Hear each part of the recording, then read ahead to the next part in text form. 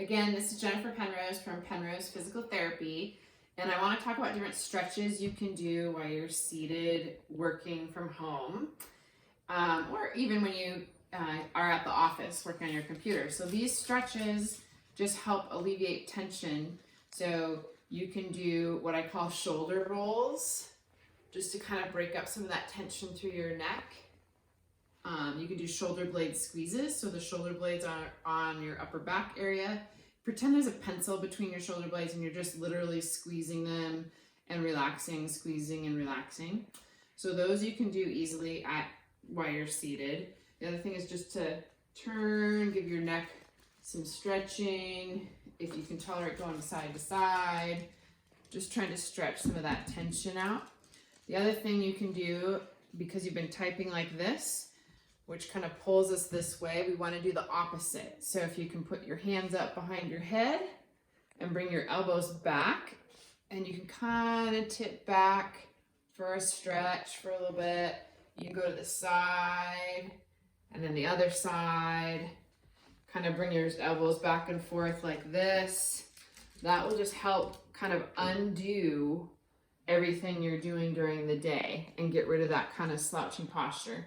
I even recommend just kind of reaching up high with your arms and shoulders, tipping to the side, tipping to the other side. Open up those arms, stretch back like that. So those you can just mix in throughout the day.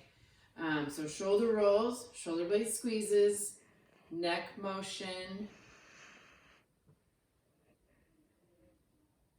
shoulders, chest, tipping, tipping, up, over, and you can hold these longer than what I'm showing you right now, but that would be a good routine to do if you really are stuck with sitting and getting something done.